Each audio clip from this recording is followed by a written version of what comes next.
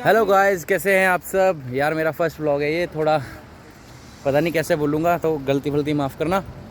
बाकी हमें अभी इस लोकेशन पे, सोलन लोकेशन पे, ये देखिए गिरी, ये देखिए, ये इसको गिरी नदी बोलते हैं। ये शनि महाराज का मंदिर है परे। बाकी व्यू देखिए आप यहाँ से, बहुत औसम व्यू है। और दिखाता हूँ आपको।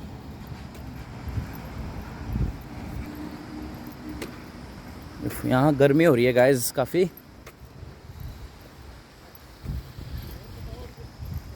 एक मिनट आपको दिखाता हूँ। ये देखिए गाइस, नदी देखिए आप, पहाड़ देखिए आप, सोलन के नज़ारे।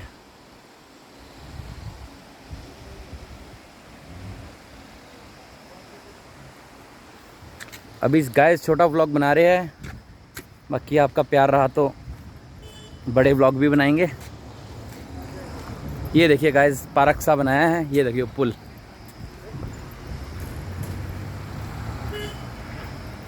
हाइट देखिए गाइस। ये आप यहाँ बैठ भी सकते हो, बहुत अच्छा प्लेस है यहाँ पे। आइएगा ज़रूर, विज़िट करिएगा। ये देखिए गाइस, बहुत गहरा है पानी ये।